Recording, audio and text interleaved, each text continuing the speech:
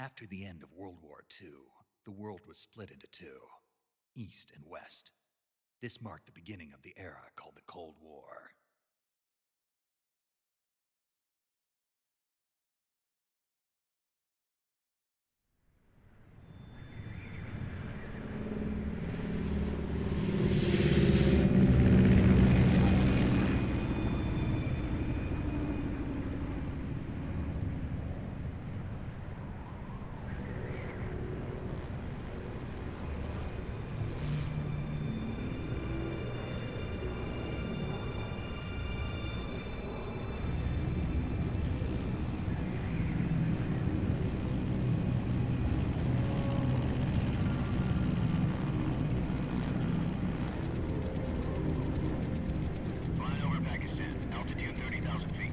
Approaching Soviet airspace. 20 minutes to drop off. Commencing internal depressurization. Equipment check. Arm main parachute. All right. Ready to go. Drop zone still showing a high pressure mass. Cav okay. Good. We've got high visibility.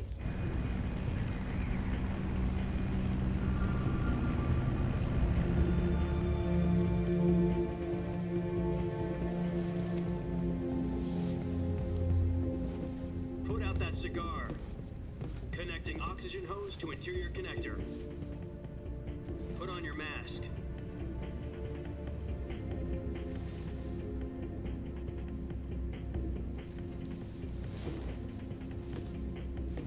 Does this pantywaist know what he's doing? Approaching release point. 10 minutes to drop off. Hey, are you deaf? He said put out the cigar and put on your mask.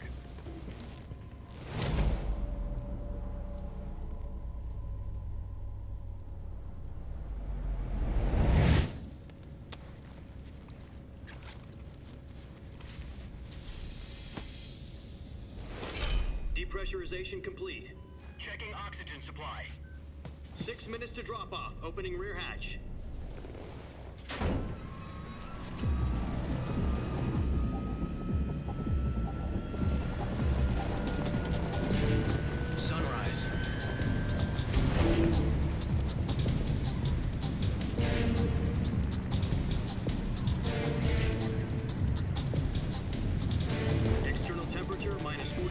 Celsius. 2 minutes to drop off. Stand up. You'll be falling at 130 miles per hour. Try not to get frostbite from the wind chill. 1 minute to drop off. Move to the rear. Activate the yellow bottle. This is one for the history books. The world's first halo jump. 10 seconds to drop off. Stand by. Status okay, all green. Prepare for drop-off. Countdown. 5, 4, 3, 2, 1. Spread your wings And fly. God be with you.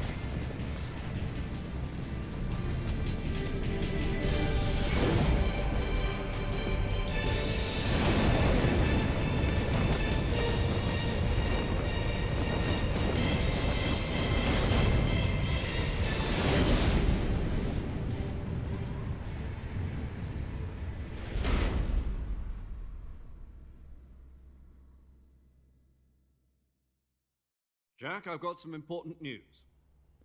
The head of the CIA has finally given us the green light for the Virtuous mission. Virtual mission? No, the Virtuous mission. The future of our Fox unit depends on it. If it succeeds, we'll be officially organized into a unit. Virtuous mission? Sounds like some kind of initiation ritual. You know, don't get cocky. This isn't a training op. Right. So what exactly is this wonderful mission? Well, about 2 years ago, a certain Soviet scientist requested asylum in the West through one of our moles. His name is Nikolai Stepanovich Sokolov. He's head of the OKB-754 Design Bureau, one of the Soviets' top-secret weapon research facilities, and the East's foremost expert on weapons development. Sokolov? Isn't he that famous rocket scientist? The very same. On April the 12th, 1961, the Soviets achieved the first manned spaceflight in history. The Earth was blue, but there was no God. Well spoken. The rocket that carried Yuri Gagarin into orbit was the A-1, known as the Vostok rocket. Sokolov is said to be the man most responsible for the multi-engine cluster used in that rocket. After Gagarin's flight, Sokolov left rocket development to become the head of the newly established Design Bureau. From a lowly technician to head of a design bureau, that's quite a success story, so why do you want to defect? It seems he'd become afraid of his own creations. Afraid? Call it a crisis of conscience. And for that, he left his country and his family behind and went over the fence? Not exactly. One of his conditions was that his family was also to be taken safely to the west. We used a mole to get the family out first and succeeded in sneaking Sokolov over the Berlin Wall shortly afterwards. I was the one who conducted the operation. The security on the eastern side was still full of holes back then. Then what?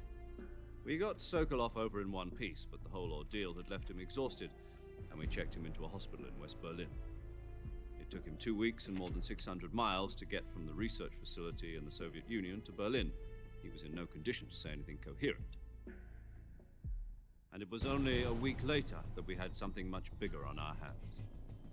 The Cuban Missile Crisis. October the 16th, 1962, President Kennedy received word that the Soviets were in the process of deploying intermediate-range ballistic missiles in Cuba. The President demanded that the Soviets dismantle and remove the missiles. At the same time, he announced a naval blockade to prevent further missile shipments from reaching Cuba. But the Soviets didn't back down, instead placing their armed forces on secondary alert. Soviet transport ships carrying missiles continued on course towards Cuba.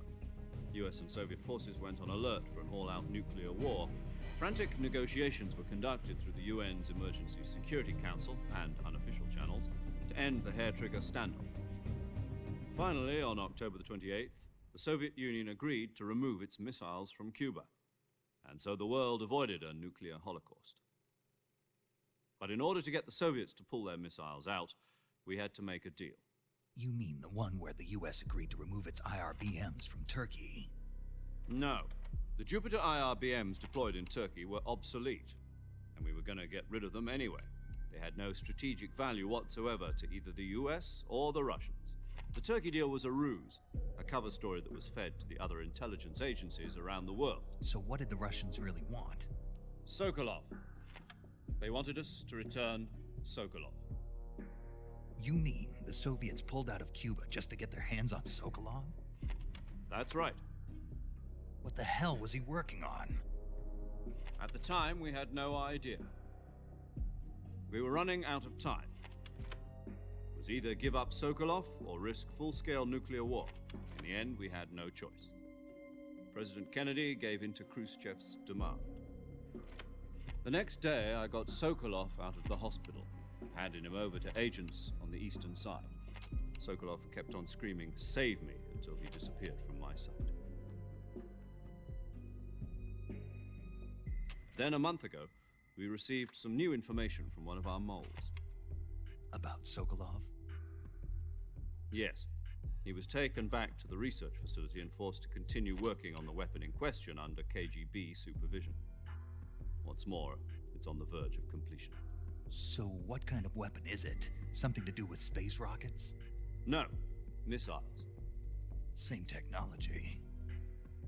I guess you're right. We don't know the details, but it appears to be a new kind of nuclear device.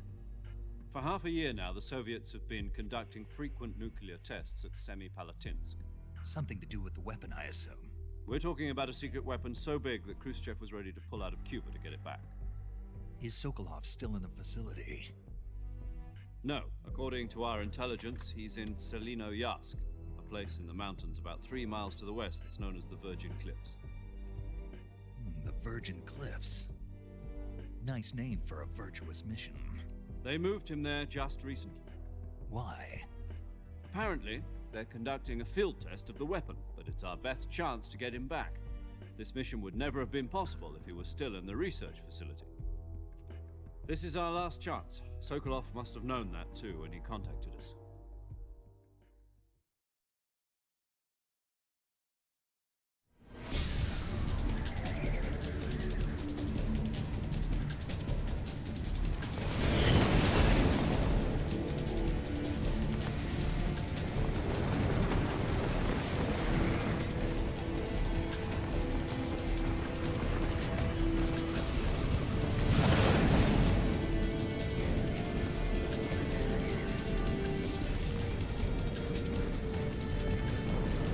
Listen up, Jack. Your mission is to infiltrate Selino-Yarsk in the Soviet mountains, ensure the safety of Sokolov, and bring it back to the West.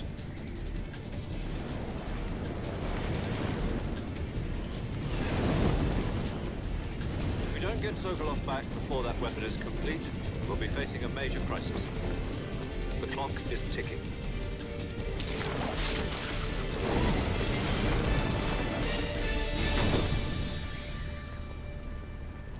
Once we've confirmed the rescue of Sokolov, stand by at the recovery point. A recovery balloon will be dropped at that point. Helium will be pumped into the balloon to inflate it. The process takes about 20 minutes. Once it's complete, the gunship's arm will latch onto the balloon and pull it up. The Fulton surface-to-air recovery system. I'm familiar with the theory. Take it easy. It's been combat-proven. Do you think Sokolov is up to it? The shock will be less than during a parachute jump, and the arm can handle up to 500 pounds. So you're planning on going over the border in a single combat Talon? She's equipped with two 6-barrel 20mm Vulcan cannons, as well as two 40mm machine guns. Sounds like she could hold her own against a battalion of tanks. Even with the fuel in the reserve tank, we're facing a 4-hour time limit. If all goes well, it shouldn't take more than a few hours. Home in time for dinner. But if anything goes wrong, you'll be eating dinner, breakfast, and all the rest of your meals in the jungle.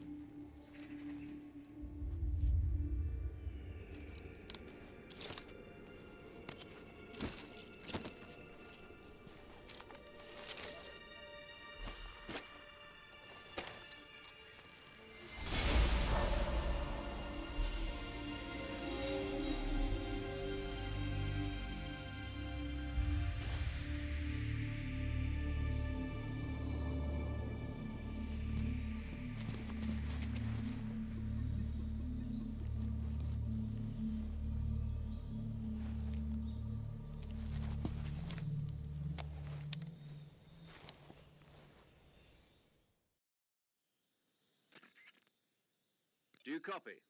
You're already in enemy territory, and somebody might be listening in. From here on out, we'll be using code names to refer to each other. Your code name for this mission will be Naked Snake. I'll be referring to you as Snake from now on. You're not to mention your real name. Snake? Oh, you don't like snakes? What do you mean? Well, you've eaten one before, haven't you? In survival training. I'm glad to hear that. I don't know if I'd ever order one in a restaurant, but... Be careful, you might not have a choice. What about you, Major? What should I call you? Let's see. I'll be Tom. Call me Major Tom. This will be a sneaking mission. You must not be seen by the enemy. You must leave no trace of your presence. Is that clear? This kind of infiltration is the Fox unit's speciality.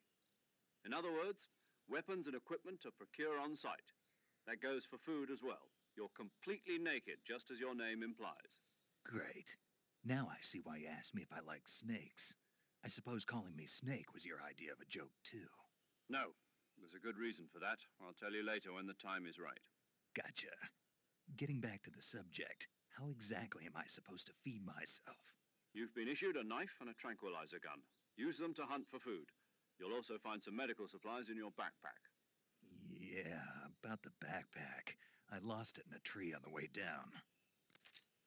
I see. Well, you'd better go back and get it then. You know where it is? No problem. I can see it from here. It's stuck on a branch. To climb a tree, stand in front of a tree that's covered in ivy and press the action button. I'll be monitoring your progress over the radio. We can't risk violating Soviet airspace, but I'll be in the gunship. My frequency is 140.85. I'll give you a call if I need to talk to you. If you need to talk to me, use the send function. Okay, Snake, go get your backpack.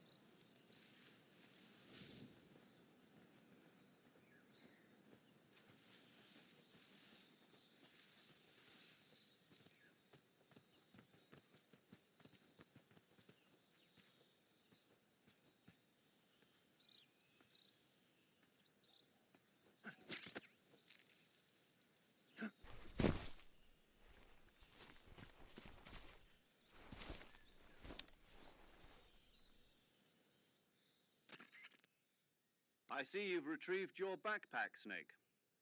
To equip a weapon, it's necessary to take it out of your backpack. In the survival viewer, choose Weapon from the backpack. Your available weapons will be displayed in a list on the screen. From that list, choose the weapon you want to equip and press the Enter button. For other equipped items, just do the same thing from Item. Got it. Use the survival viewer backpack. Yep, that's right. Survival is fundamental to this mission. After you've been out in the field for a while, your stamina will start to drop. If your stamina gets too low, it'll affect your performance. You won't be able to shoot accurately, for example, and your wounds won't heal as smoothly. Keep an eye on your stamina so you don't run out. To recover lost stamina, you can hunt for local flora and fauna. You can use either your tranquilizer gun or your knife to hunt. My only weapon is a Mark 22 Hush Puppy tranquilizer gun? That's right. It's been fitted with its own suppressor. However, the suppressor will deteriorate every time you fire. Once its durability reaches 0, the noise suppression effect will be gone. So don't get too trigger-happy with it. The suppressor's durability is shown in the icon. Any weapons and equipment beyond what you're carrying now, you'll have to find as you go. I have to find my own weapons and equipment? Whose crazy idea was this anyway? Solo covert actions are standard Fox operating procedure. You can't leave any traces of your presence. No weapons, equipment, footprints, sweat, or bodily waste. The same goes for bullets and cartridges, too. Your presence in enemy territory is already a violation of international conventions of warfare. There aren't supposed to be any American soldiers in Russia. It could spark an international incident. You can't let anyone see you. You can't let the enemy know you're there. This is a stealth mission. You're a ghost, Snake, in every sense of the word. And there'll be no rescue if you're captured.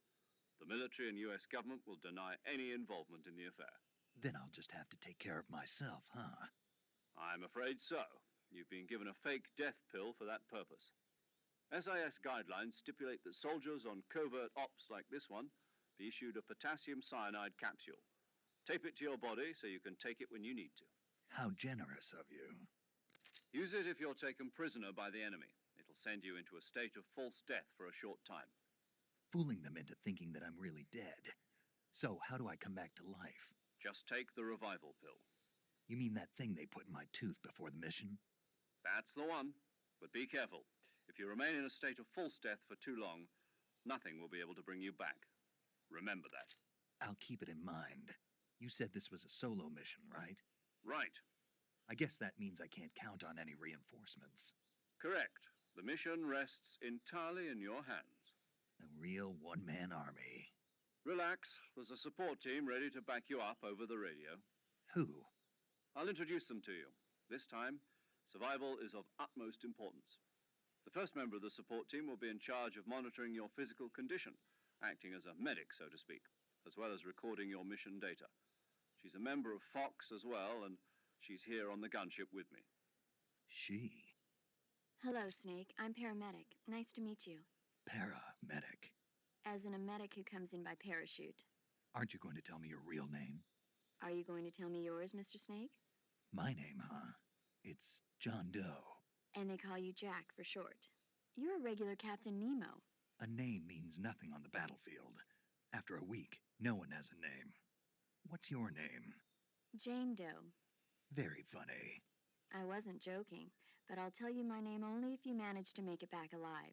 My frequency is 145.73.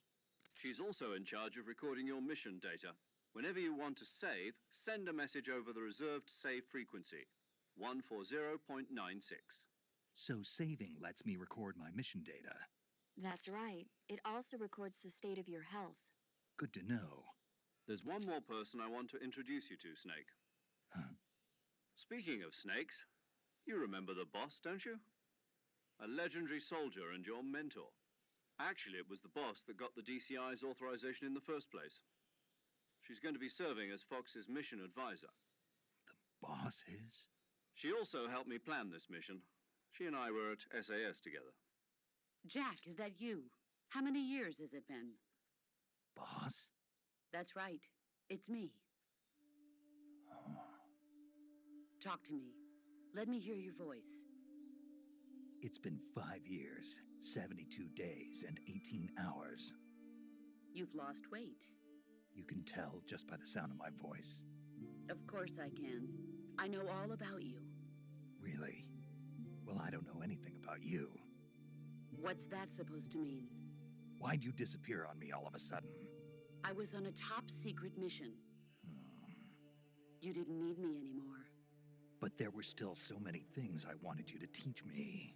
No, I taught you everything you needed to know about fighting techniques. I taught you all I could. The rest you needed to learn on your own. Techniques, sure. But what about how to think like a soldier? How to think like a soldier? I can't teach you that. A soldier needs to be strong in spirit, body, and technique. And the only thing you can learn from someone else is technique. In fact, technique doesn't even matter. What's most important is spirit. Spirit and body are like two sides of a single coin. They're the same thing. I can't teach you how to think. You'll just have to figure it out for yourself. Listen to me, Jack. Just because soldiers are on the same side right now doesn't mean they always will be. Having personal feelings about your comrades is one of the worst sins you can commit. Politics determine who you face on the battlefield. And politics are a living thing. They change along with the times. Yesterday's good might be tomorrow's evil. Is that why you abandoned me? No, it had nothing to do with you. I already told you, Jack. I was on a top secret mission. A soldier has to follow whatever orders he's given. It's not his place to question why. But you're looking for a reason to fight. You're a natural-born fighter, but you're not quite a soldier. A soldier is a political tool, nothing more. That's doubly true if he's a career soldier. Right and wrong have no place in his mission.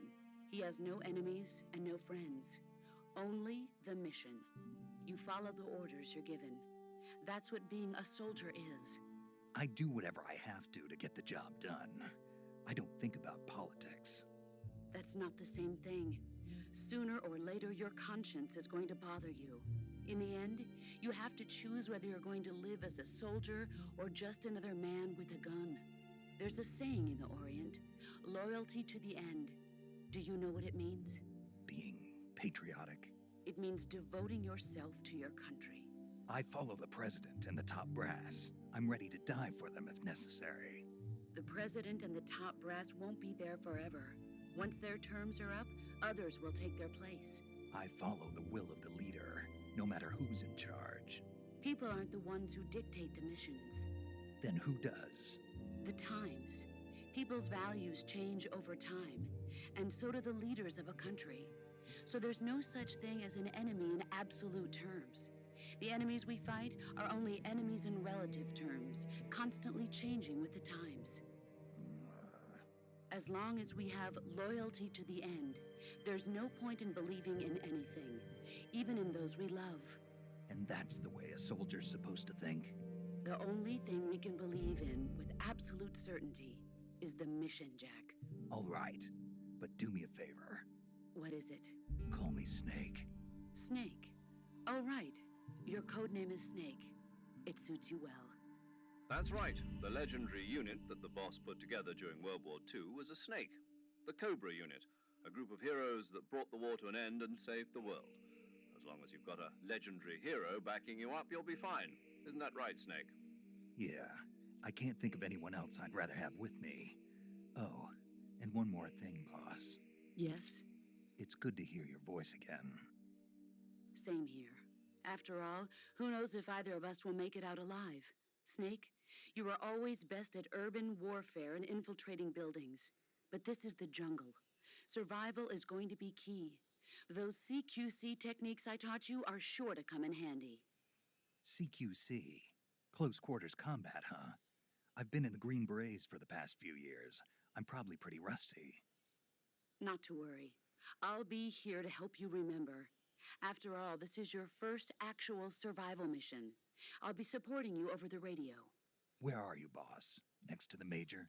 The boss is communicating with us by radio from aboard a Permit-class submarine in the Arctic Ocean. My frequency is 141.80. Call me if you need my advice on battle techniques. Gotcha. Your mission is to retrieve Dr. Sokolov. Dr. Sokolov is being held in an abandoned factory located to the north of your current position. Avoid heavy combat and don't let anyone see you. Don't forget that this is a stealth mission. Snake, try to remember some of the basics of CQC.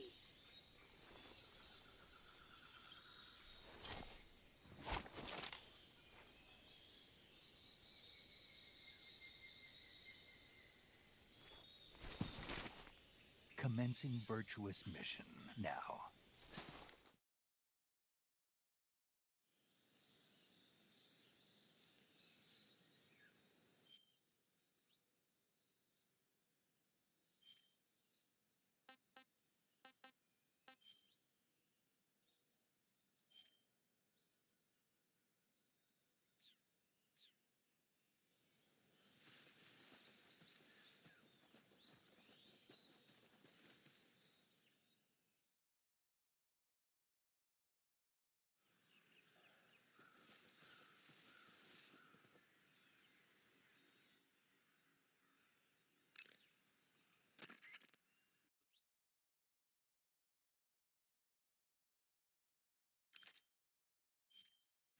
Saving the game, Snake?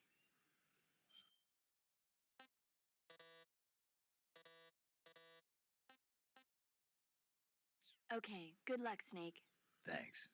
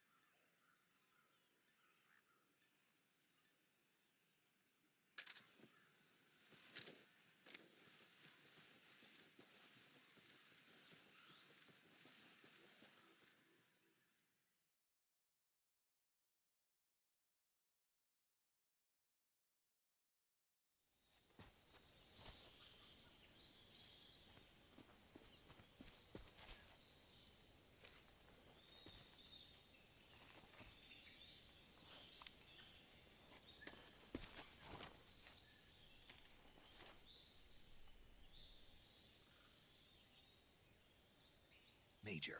I've spotted 2 enemy soldiers. They're probably KGB troops sent to guard Sokolov. AK-47s and grenades.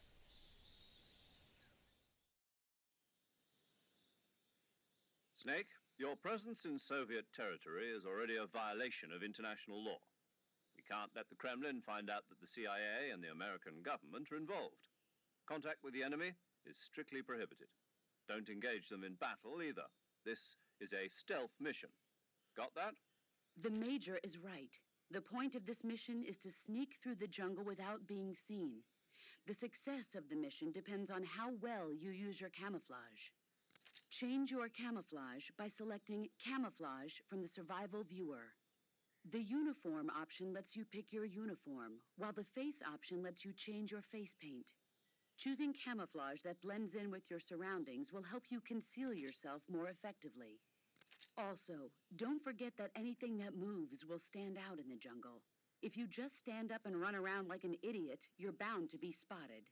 But if you crawl instead, you should be able to sneak by without being noticed. You can see how effective your camouflage is by looking at the Camo Index. The Camo Index shows how well your current camouflage blends in with the surrounding area. The higher the value, the harder you are to spot, and vice versa. The key is to make yourself one with nature. Keep that in mind as you go along, okay?